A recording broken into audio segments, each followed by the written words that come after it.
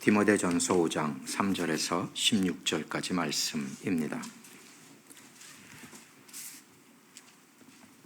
저는 하나님의 말씀을 소리내어 읽고 여러분은 눈과 귀로 들으시며 하나님의 말씀을 알기를 기도하시기를 바랍니다. 3절 참 과부인 과부를 존대하라.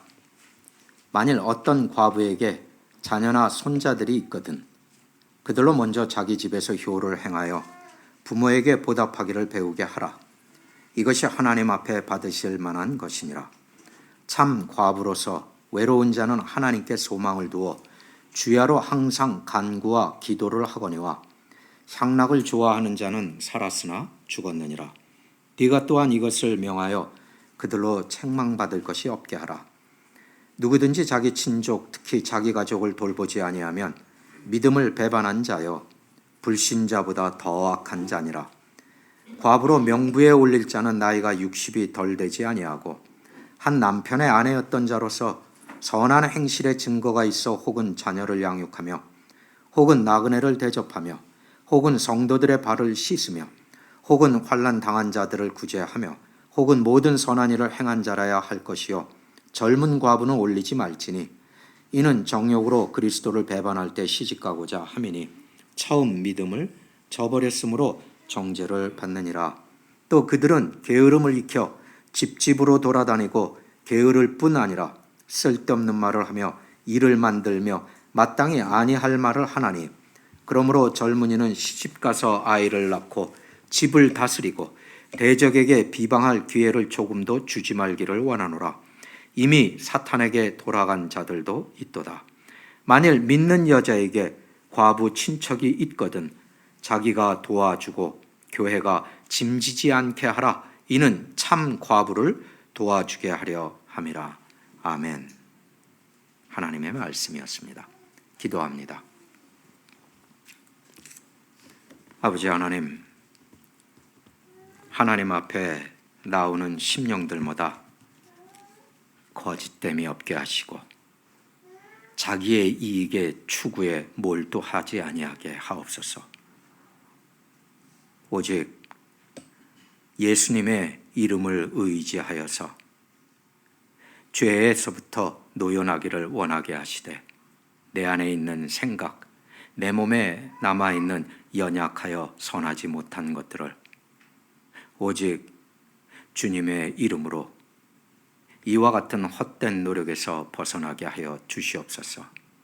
하나님의 말씀을 조금 더 깊이 알게 하여 주시되 모양만 아는 것이 아니라 주님의 말씀을 생활 속에 실천함으로 행동하는 신앙인, 행동하는 그리스도인, 행동하는 제자로서 살게 하사 책망 받을 것이 적게 하옵소서.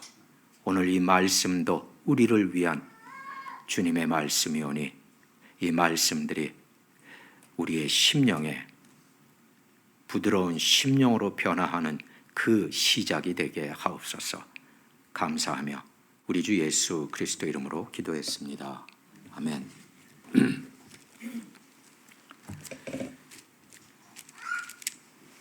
디모데전서 5장 1절과 2절은 지난번에 했죠. 지난번에 1절과 2절을 하고 그리고 3절서부터 16절까지는 과부에 대한 이야기를 하고 있어요. 상당히 긴 부분을 차지하고 있는데 왜 갑자기 과부에 대해서 이렇게 바울 사도는 집중을 했을까? 왜냐하면 1절은 보면 늙은이를 꾸짖지 말고 권하는 말 온유하게 하라. 아버지에게 하듯 하고 내 동년배 사람들에게는 형제에게 하듯 말을 하고 인격을 존중하라라고 가르쳤어요. 2절에서는 여자에게 대해서 나이 든 여자, 늙은 여자는 어머니를 대하듯 하라. 그리고 젊은 여자는 내 자매로 여기고 그러나 온전하고 정결함, 깨끗함으로 대하라. 한 절 한 절만 할애를 했어요. 그런데 3절부터 16절까지는 갑자기 과부에 대해서 그리고 그 과부도 참 과부에 대한 이야기를 펼쳐나가고 있어요.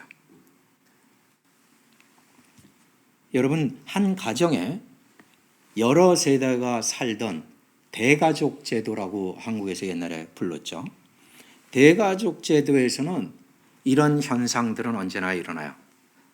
할아버지, 아버지, 그리고 자식. 그런데 자식도 다 자란 자식, 아직 어린 자식. 이렇게 줄줄이 쫙 있죠. 거기다가 이제 손자, 손녀까지 생겨져요. 한 집안에서 이리저리 어울리면서 살게 되는 것이 대가족 제도예요. 그 대가족 제도에서는 보통 의례이 한국 같은 경우는 나이 많은 순으로 이 권력을 행사하게 돼 있어요. 한 가정의 권력의 중심은 당연히 할아버지 혹은 아버지, 이렇게 축이 형성이 되죠. 세월이 지나서 아들이 다 커요. 세월이 지나서 아버지는 이제 모든 일에서 물러나서 할아버지고 뒤에서 잠잠히 있게 돼요. 그러면 그 가정은 당연히 누가 이제 그 중심이 돼야 되나요? 당연히 아버지가 돼요. 할아버지는 한 발 뒤로 물러서지요. 그럴 때 이 아버지가 되는 사람은 어떻게 해요? 할아버지에 대해서 나 어렸을 때 나한테 마구 하셨죠? 이래가지고 복수하는 게 아니라 늙은이를 꾸짖지 말고 권하되 아버지에게 하듯 예의를 지키고 온유하며, 그러나 잘못된 것을 그렇다고 해서 그냥 넘어가지 않고 이야기를 해드린다. 이 자연스럽게 권력의 이동과 흐름에 대해서, 이걸 다른 말로 질서라고 하죠. 그리고 같은 동년배, 같은 세대를 살아가는 위아래 사람들에게는 형제에게 하듯 하라. 그리스도인이라면 이렇게 하라. 그 다음에 두 번째 나오는 건 2절에 여자에게 대해서죠. 똑같이 그렇게 이야기하고 있어요. 그런데 한 가지 붙여진 것은 온전히 깨끗함, 순전함, 정결함. 왜냐하면 성적인 차이가 있고 성적인 것이 결부가 되기 때문에 여기에서 언제나 순전하도록 조심하라. 그러니까 한 교회에서 나와서 한 교회에서 자라고 하더라도 결국 때가 이르면 자매들을 대하고 할 때는 조심스러운 부분들이 필요하다. 이런 것들을 정결함으로 행하도록 하라. 오늘날 방식으로 이야기하면 성에 대한 것이죠. 섹스죠. 아까는 파워에 대해서 이야기했고 1절은, 2절은 섹스에 대한 것을 조심하라라고도 이야기를 하고 있는 거예요. 3절 이하는 이제 그러면 뭐냐? 머니에 대한 거예요. 돈.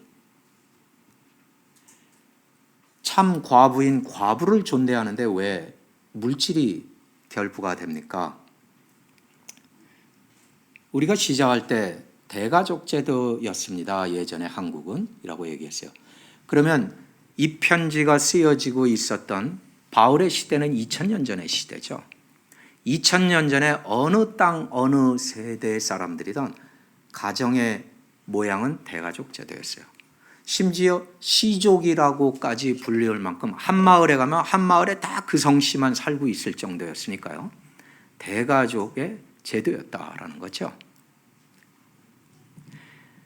그것을 증명해 주는 것이 공식적으로 기록된 교회, 첫 번째 교회가 예루살렘 교회죠. 사도행전 2장을 보면 예루살렘 교회에 갑자기 많은 사람들이 몰려들었어요. 그런데 그 가운데 아주 많은 과부들이 있었어요. 그래서 교회가 기록으로 남긴 첫 번째 공식적인 활동 중에 하나로 남은 것이 이 과부들을 구제하고 도와주는 것이에요. 교회가. 입으로만 한 것이 아니죠. 먹을 것, 쓸 것을 가지고 했어요. 그래서 예루살렘 교회는 한 번밖에 기록되어 있지 않지만 이 대가족 제도의 모양 속의 특징을 하나를 보여줬어요.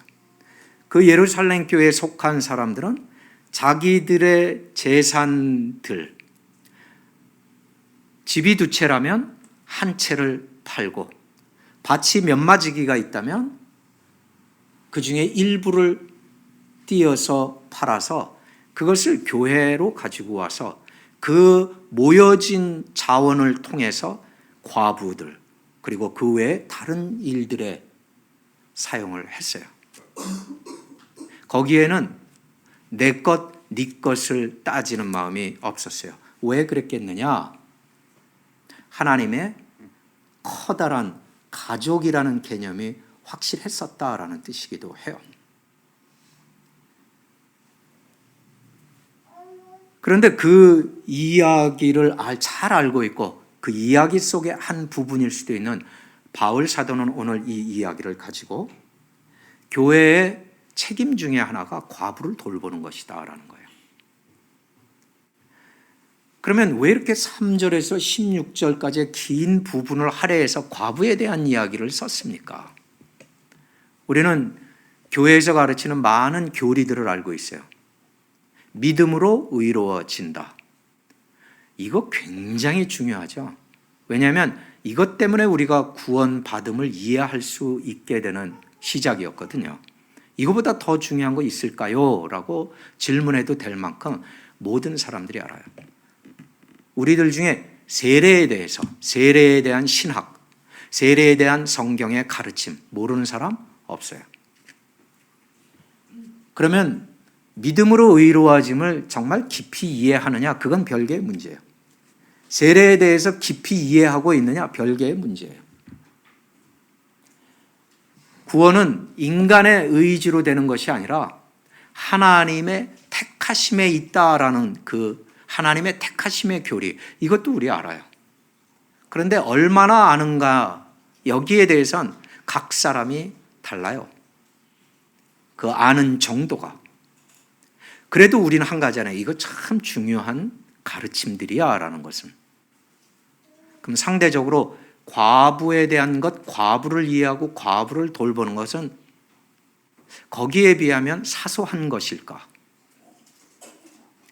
그렇게 사소한 것이라면 오늘 바울 사도가 이 디모데서의 굉장히 심각한 이야기들을 끌어나오다가 이단의 가르침, 이 모든 것들의 이야기를 하다가 갑자기 여기에 들어와서 이렇게 많은 절들을 과부에 대한 이야기를 하느냐? 그럼 이것은 상대적으로 그렇게 사소한 것이 아닐지도 모르겠다라는 것을 시사한다는 거예요. 그래서 새로운 눈을 가지고 다시 3절을 시작하면 이래요. 참 과부인 과부를 존대하라.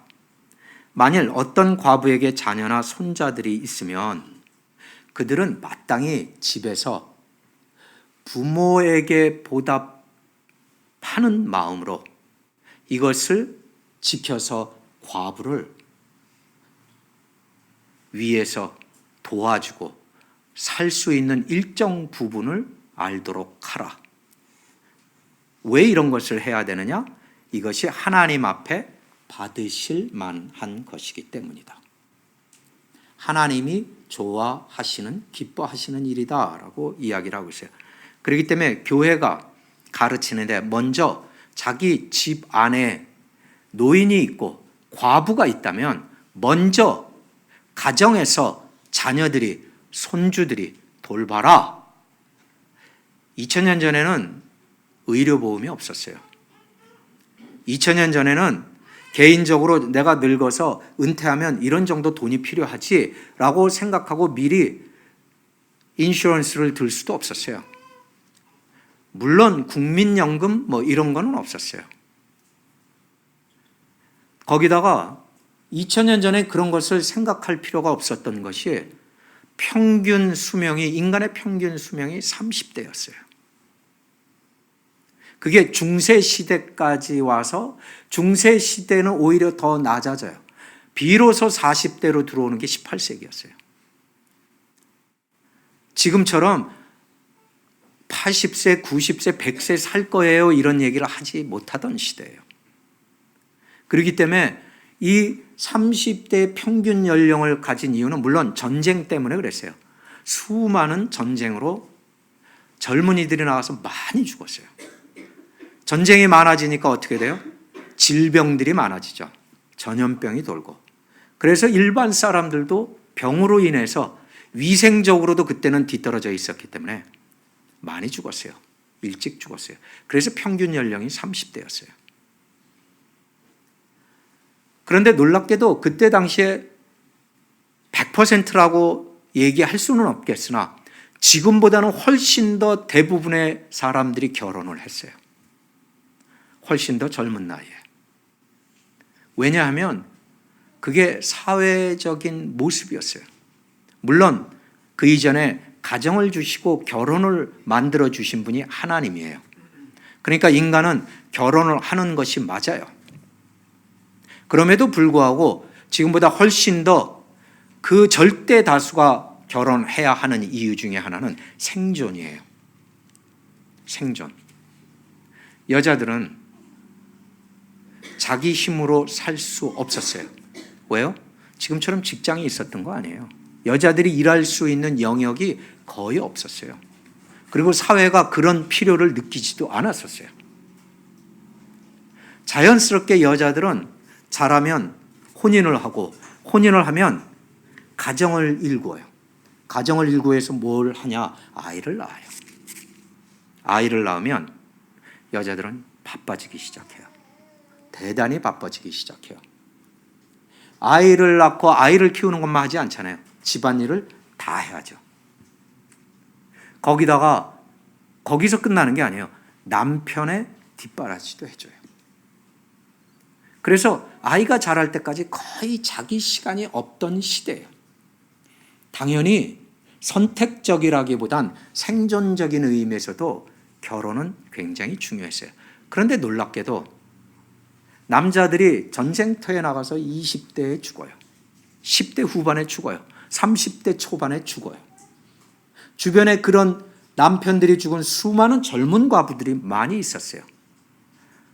오늘 바울 사도는 그것을 지금 구분짓고 있는 거예요. 참 과부를 존대하라. 그래서 어떤 사람들이 참 과부가 될 것인가? 이런 조건들 속에서 살아남은 과부들은 얼마나 사는 것이 절망적이고 힘들었을까? 그러니 교회가 마땅히 그런 과부들을 돌보는 것은 너무나도 합당하지만, 이게 그렇다 하더라도 성경에서 이 정도의 길이를 분량을 가지고 남겨야 했을 이야기인가? 누가복음 4장 16절을 보시기 시작하면 우린 다시 이해를 해야 돼요. 누가복음 4장 16절. 누가복음의 4장은 예수님이 이제 조용히 나사렛에서 사시던 시간을 떠나서 이제 세상으로 나오세요. 세상으로 나오시는 첫 번째 그 상황 속에서 이제 공생의 사역의 사역 선포문을 발표한 곳이에요. 이곳이. 예수님은 우리가 Jesus of Nazareth 그러잖아요. 나사렛 예수라고. 그래서 나사렛 회당에 들어가요. 그런데 이제 이 본문을 읽어볼게요. 예수께서 자라나신 곳 나사렛에서 그곳에 이르사 안식일에 늘 하시던 대로. 지금까지 어려서부터 지금까지 예수님은 안식일마다 회당을 갔다라는 뜻이에요. 주일에 교회를 나오는 우리보다 훨씬 더 철저하게 유대인들은 안식일을 지켜요. 회당에 들어가서 성경을 읽으려고 서셨다. 선지자 이사야의 글을 거기에서 회당장이나 그 회당에서 이와 같은 역할을 하는 자가 그 책을 두루마리를 드렸더니 예수님이 책을 펴서 이렇게 기록된 데를 찾으셨다. 의도적이라는 거죠. 이제부터 이사야 선지의 말씀을 예수님이 선포하시는 거예요. 주의 성령이 내게 임했다. 이는 가난한 자에게 복음을 전하게 하시려고 내게 기름을 부었다. 기름을 부었다라는 말은 구약에서 메시아예요. 그래서 내가 메시아이고, 나를 메시아는 왔으니 어떻게 하느냐? 가난한 자에게 복음을 전하는 것이고, 포로된 자, 죄의 포로, 세상의 포로, 정욕의 포로, 그리고 돈의 포로, 물질의 포로, 증오와 세상을 싫어하고 또 세상 속에 좋아하는 것들로 가득한 이 죄된 것에서 포로된 자들에게 자유를 주고, 눈먼 자에게 다시 보게 함을 전파하며, 눈먼 자, 글자 그대로 눈먼 자를 보게 하시지만 동시에 눈은 뜨고 있으나 보지 못하는 자들, 죄로 가려진 자들, 이들에게 복음을 전파하며 눌린 자, 억압받는 자, 죄로 인해 억압받고 죄된 세상으로 인해 억압받고 또 죄를 지으며 남을 억압하고 힘에 의해 눌리고 나이에 의해 눌리고 가진 것에 의해 눌린 자들을 자유롭게 하고자 주의 은혜의 해, Year of Jubilee라고 그래요. 은혜의 해, 여호와의 날을 선포하러 내가 왔다. 이 땅이 천국으로 바뀌고 그리고 하나님 나라가 이 땅에 임할 것을 선포하러 왔다. 책을 덮어 그 맡은 자에게 주시고 앉으시니 회당에 있는 자들이 다 주목하여 보더라. 여기까지만 읽겠어요. 이게 예수님의 사역 선언문이세요. 여기에 부자가 안 들어가 있다는 거 아세요? 여기에 강한 자들의 이름이 들어가 있지 않다는 거 아세요? 여기에는 힘없는 자들, 가난한 자들, 여기에는 눌린 자들에 대한 이야기가 있어요. 예수님은 처음부터 그들에게 관심이 있어요. 오늘 바울 사도는 그걸 너무 잘 아는 사람이에요. 과부를 존대하라. 나이 든 할아버지, 아버지를 선대하라.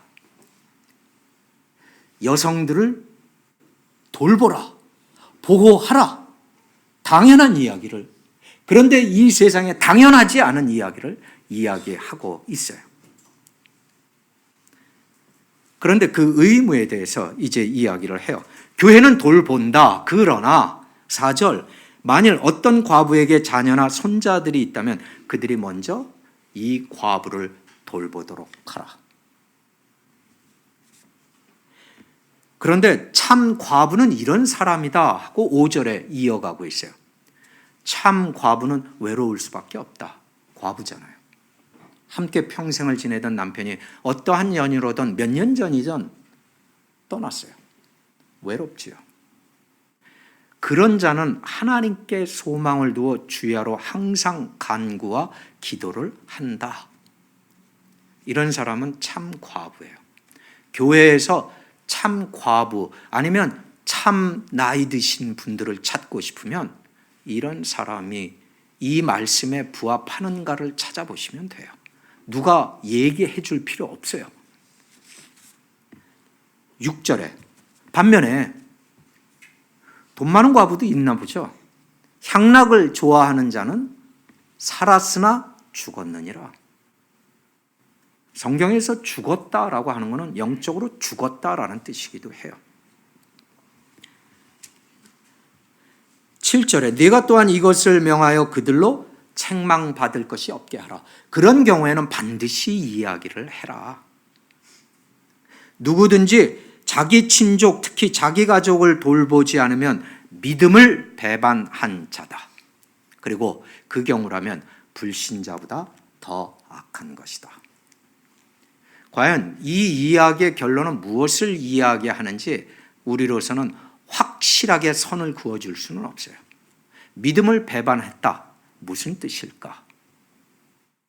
불신자, 믿지 않는 자보다 더 악하다. 어디까지로 끌고 가야 할까? 라는 질문을 남겨둔 채로 9절로 넘어가요. 과부로 명부에 올릴 자. 자, 이제 과부로 명부에 올린다는 건 교회에 등록교인처럼 교회에 이름을 올릴 과부는 이제 이 사람들은 참 과부다. 첫째, 나이는 60이 넘었다. 60보다 덜 되지 아니하고 하는 것은 60어간에서 그 정도를 지나가고 있다라는 뜻이에요. 그리고 한 남편의 아내였던 자. 이 이야기를 하면 우린 이 시대는 상처받을 사람들이 많아요. 근데 그 이야기는 결론을 내리기 전에 조금 더 끌고 가봐야 돼요. 이 본문 안에 우리가 머물러 있기 때문에 그래요. 이 60이 넘은 과부란 뜻은 초입에 제가 말씀드렸던 것처럼 그때 당시에 인간의 평균 수명은 30대 중반 전후였습니다. 근데 60이 넘으셨네요. 그러면 앞으로 살 날이 많지 않다. 그러면 그러한 것을 충분히 주변도 알고 본인도 알고 있는 이 사람은 교회 안에 있는 과부로서 어떻게 하겠는가? 소망은 하나님께만 있다는 거예요. 주야로 밤과 낮으로 이런 사람은 간구하고 기도하는 사람이다라는 거예요. 물론 먹을 게 당장 없어서 그렇게 시작할 수 있어요. 아니면 내 주변에 나를 돌보는 자가 없다는 건 가족이 이미 없다는 뜻이기도 해요. 그러면 교회는 마땅히 이 과부의 영적인 것, 물질적인 것만이 아니라 정서적인 것까지도 생각해 볼 필요가 있다는 거예요.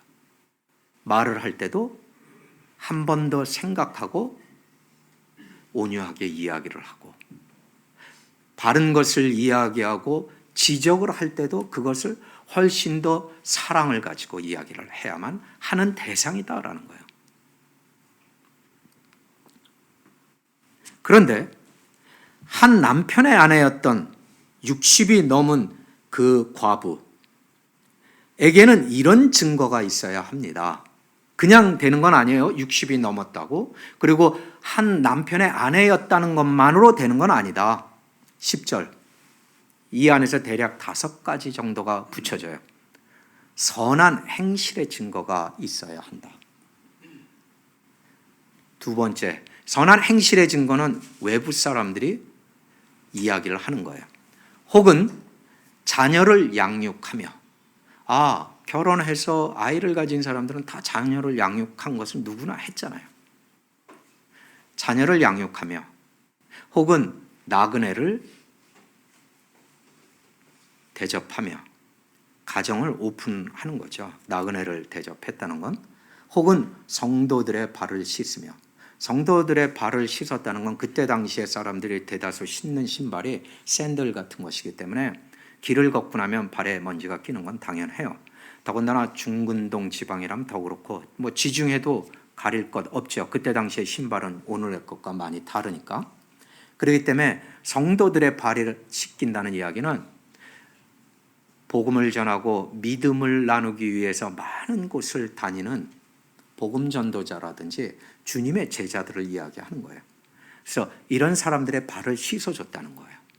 그것이 뭘 의미하는지는 우리는 다 알죠. 겸손히 그들을 섬겨줬다.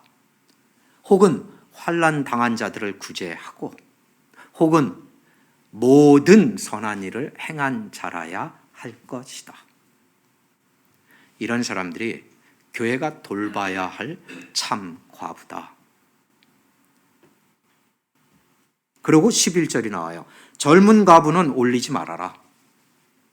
이는 정력으로 그리스도를 배반할 때 시집가고자 함이니 처음 믿음을 저버렸으므로 정죄를 받느니라. 이 부분에서 잠깐 멈추고 이 부분을 이제 정리해 드려요. 여러분이 어떠한 이유로 이만저만해서 2번째 결혼을 했고 3번째 결혼을 했어요. 그 자체에 대해서 무조건 정죄를 하는 게 아니에요. 아까도 말씀드렸잖아요.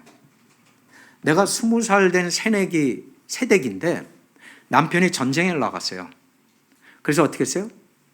전쟁에서 죽었어요. 희생당했어요. 이혼했어요? 아니에요. 남편이 죽은 거예요.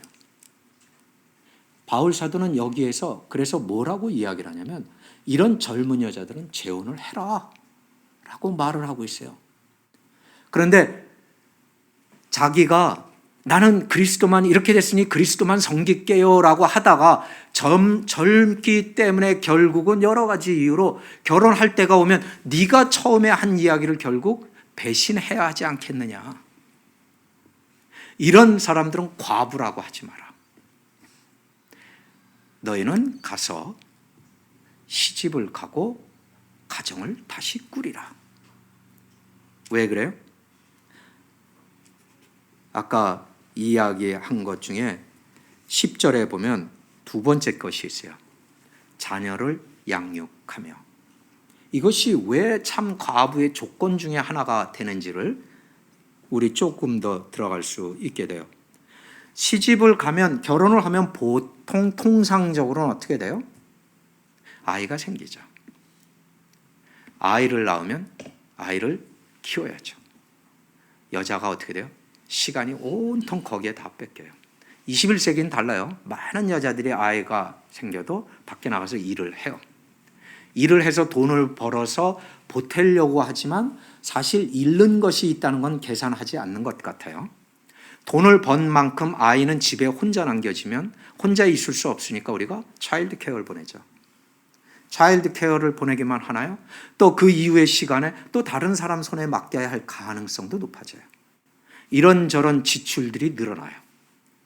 지출만 늘어나는 게 아니에요. 실제적으로 아이와의 실제 관계는 멀어질 수밖에 없다라는 거죠. 그런데 2000년 전엔 이 이야기를 당연히 할 수 있었어요. 그리고 그 이야기는 그리스도인들에게 오늘도 굉장히 중요한 신학적 지침이 되어야 해요.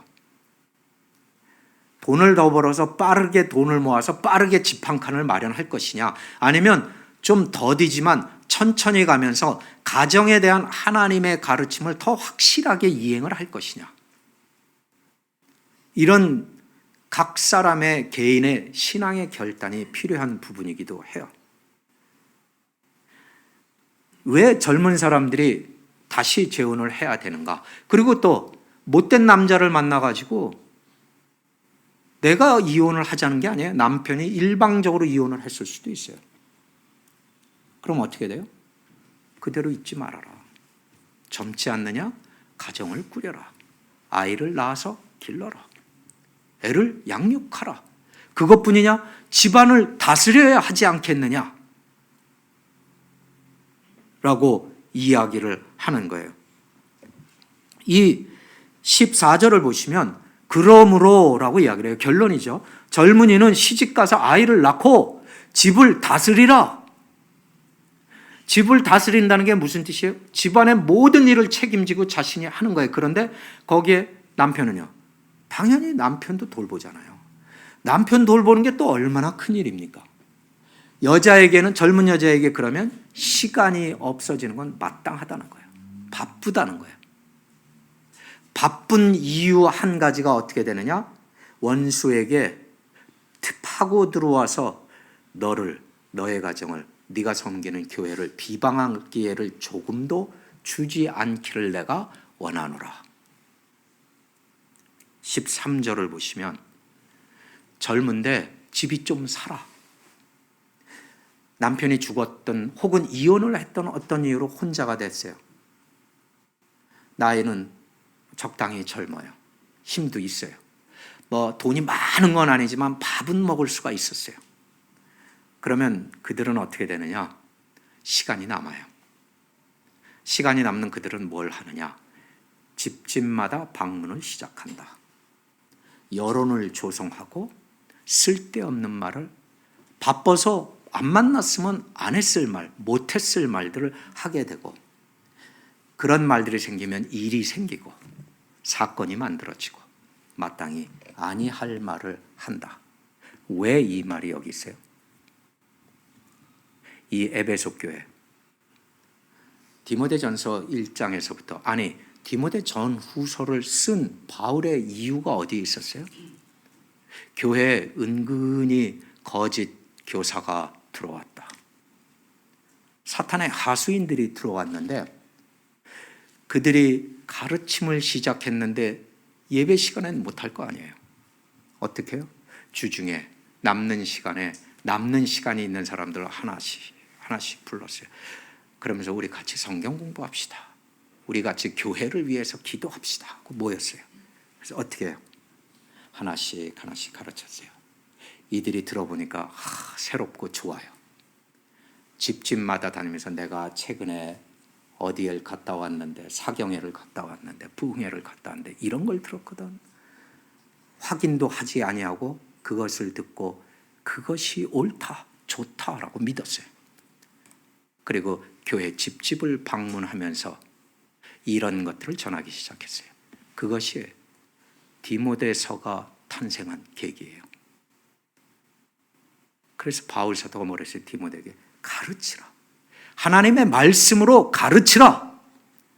그런데 가르친다고 하고 나이 많은 사람을 꾸짖듯이 하지 마라. 나이 많은 여자한테 할 때 꾸짖듯이 하지 말라.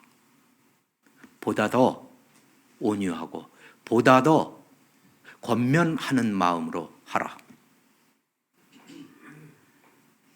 하나님의 말씀을 여러분께서 공부하고 들을 때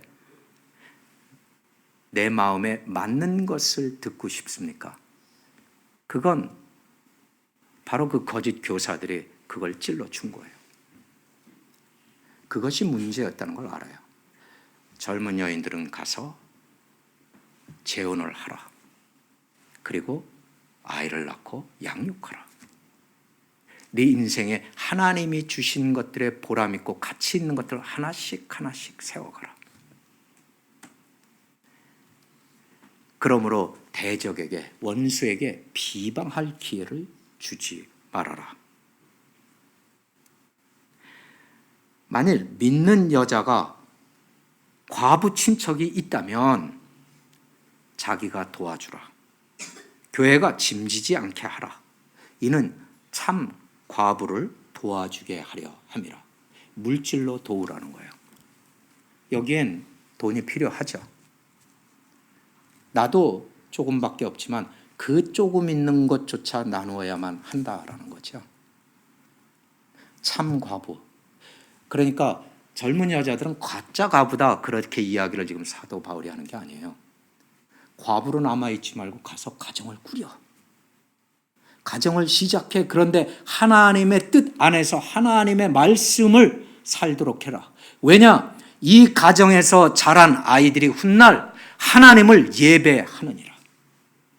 여러분의 가정이 제대로 하나님의 말씀을 가지고 원수에게 기회를 주지 않고 꾸려왔더라면 여러분의 자녀들의 언제든지 다시 회복하고 기운을 얻는 곳이 어디예요? 가정이에요. 왜냐하면 거기서부터 시작했거든요. 이 자녀들이 하나님을 어디서 만나는 줄 아세요? 가정에서 만나요. 여러분의 자녀들이 그냥 어느 날 갑자기 애가 철들었나 봐. 하나님을 안 해. 그런 말씀은 시기상조예요. 왜요? 하나님을 경배하는 법을 배우는 건 아주 이른 시기예요. 가정에서부터 시작이 돼요. 그런데 왜 참 과부에 대해서 모든 선한 일 이렇게 하느냐? 그리고 이 과부에 대한 참 과부의 조건들을 이야기하는데 보니까 한 남편의 아내였어요. 비방받을 게 없어요. 그리고 나그네를 대접해요. 성도들을 섬겨줘요. 환난당한 자들 구제해요. 이건 장로의 자격 기준인데요. 이건 집사의 자격 기준인데요. 장로 집사도 어떻게 해요? 한 아내의 남편이며 그 이야기를 했잖아요. 그러면 이런 분들은 누구라고요? 이 시대에는 어쩌면 여자 전도사쯤으로 이해할지도 모르겠어요. 그런데 성경에서는 우리 교회에 있는, 우리 교회에 온, 우리 교회에서 섬기고 있고 우리 교회 지체가 되었던 과부 중에 참 과부가 이런 사람이 있다면 젊은 여자들을 가르치고 인도하고 훈육하고 도우는데 이 사람이 쓰임을 받을 것이다 라는 거예요. 그러므로 쉴 시간이 없다는 거예요. 그런데 이 사람들의 인생은 공통적으로 얼마 남지 않았다는 게 특징이에요. 그러니까 남은 시간 전체를 하나님께 바치라, 이렇게 살아라 라고 말하고 있는 거예요. 그들이 젊은이들을 찾아다니면서 함께 이야기하고 나도 젊을 때 그런 적이 있었지. 그런데 하나님의 말씀은 이것이거든. 그러니까 이 점을 유념해서 들어봐, 읽어봐, 알아봐, 기도해봐. 이것을 하라는 거예요. 그래서 어떻게 해요? 그렇게 살다가 네가 하나님 앞에 가는 것, 그 시간까지 그들의 기도 제목, 그들의 고민을 듣고 와서 어떻게 하겠느냐? 밤과 낮으로 하나님 앞에 엎드리지 않겠느냐? 이런 과부를 본 적이 있으십니까? 이런 장로를 본 적이 있습니까? 이런 집사를 본 적이 있습니까? 하나님의 말씀은 명백하게 이야기를 하고 있어요. 이런 가정들이 과연 몇 가정이나 지금 현재 믿음의 가정으로 형성되어 가고 있는 중인가? 디모데후서 2장을 보시면, 디도서 2장이에요. 디모데후서가 아니라 디모데후서 다음에 디도서가 있어요. 디도서 2장 1, 2, 3, 4절을 할 수 있다면 그 밑에까지도 여러분, 자, 하나님의 말씀 디도서 2장 1절. 오직 너는 바른 교훈에 합당한 것을 말하여 늙은 남자는 절제하고 경건하고 신중하고 믿음과 사랑과 인내함으로 온전하게 하라. 늙은 여자로는 이와 같이 행실이 거룩하며 모함하지 말며 술의 종이 되지 아니하며 선한 것을 가르치는 자들이 되고 그들로 젊은 여자들을 교훈하되 그 남편과 자녀를 사랑하며 신중하며 순전하며 집안일을 하며 선하며 자기 남편에게 복종하게 하라. 이는 하나님의 말씀이 비방을 받지 않게 하려 함이라. 너희는 이와 같이 젊은 남자들을 또한 신중하게 권하라. 그런데 네가 먼저 본을 보이라. 여자, 남자 차별이 없어요. 하나님은 처음부터 창조시부터 여자와 남자를 차별한 적이 없어요. 역할을 달리했죠. 해야 할 일들의 규명을 정확하게 해 주셨죠. 여러분, 누구를 돕는 일이 사소해 보입니까? 여러분이 혹시 한 교회를 섬기는 성도들의 집을 신방했을 때 무엇을 가지고, 무슨 생각을 가지고, 무슨 내용을 가지고 만났습니까? 특히 만약에 내가 나이가 이제 들어가고 있고 나이가 들었다라고 생각한다면 나는 과연 어느 정도의 성경에서 말하고 있는 믿음의 증거를 보이고 있을까? 성경대로 살면 답답해 보이는 것일까? 그것이 바보인 것인가? 세상의 눈으로는 바보죠. 하나님 눈에는 이것이 기쁜 일이죠. 여러분의 집을 오픈할 때 어린 아이들은 처음으로 세상을 만나요. 가정 안에서. 왜냐하면 나그네가 들어와서 모르던 사람, 모르던 세상의 이야기를 시작해요. 그때 아이들은 세상을 배우기 시작해요. 그런데 부모의 보호라는 틀 안에서 세상을 만나죠. 그들이 그냥 어느 날 커가지고 중학교 다니더니 세상을 만난 게 아니에요. 이미 부모의 준비된 가정 안에서 세상을 만난 거예요. 그 아이들이 어떤 사춘기적인 특징을 보일지라도 그 아이들은 아직 부모의 선한 행실과 믿음 아래에서 양육받았다는 것을 증거하지 못했을 뿐이지 곧 증거할 거예요. 그런 가정을 꾸렸는가? 그런 가정을 우리가 소망하는가? 그리고 그 가정에서 하나님을 경배하고 예배하고 말씀에 대한 이야기를 나누었다면 이 아이들이 만나는 하나님은 가정에서부터 시작이 돼요. 그리고 그 자녀들은 반드시 하나님을 경배하는 자녀로 커요. 우리들의 가정은 손님 오는 걸 혹시 싫어할 수도 있어요. 그러면 그게 닭장이죠. 새장이죠. 케이지잖아요. 우리 가정은 오픈돼 있어야 돼요. 근데 문제는 이거죠. 오픈해놨더니 와가지고 저 집에 새로 이번에 전자제품 뭐 바꿨어? 남자들은 이거죠. 새 차 바꿨어? 와, 차 좋네? 그런 게 아니잖아요. 우리의 관심은 그런 데 있는 게 아닌데 언젠가부터 가정들마다 이런 비교가 이루어진다면 그거 잘못된 거죠. 가정들을 다니는 사람들이 시간이 남는 게으른 자라고 규정짓는 바울 사도의 그 목록 안에 들어가 버린 만남이라면 그건 원수에게 공격할 기회를 열어주는 것이라고 오늘 규정짓고 있죠. 여러분, 로마 제국이 왜 그렇게 세계사 속에서 오랫동안 그 로마 제국의 면모를 유지했는가? 그 중에 하나는 반드시 이거예요. 이교도적이긴 하나 로마 제국의 가정들은 대단히 대가족적이었고 그들의 가정의 결속은 대단히 강했어요. 그게 지금도 표현이 되는 것이 뭐냐면 마피아, 이탈리잖아요. 로마, 고대 로마가 이탈리잖아요. 지금의 마피아, 코사노스트라. 그런 거 말고도 이탈리안 이민자들에 대한 이야기는 많잖아요. 너희들은 우린 이탈리아냐 그래요. 이탈리안을 이탈리안으로 만드는 게 이 가족이에요. 한국인을 한국인으로 만드는 것은 무엇일까요? K-팝인가요?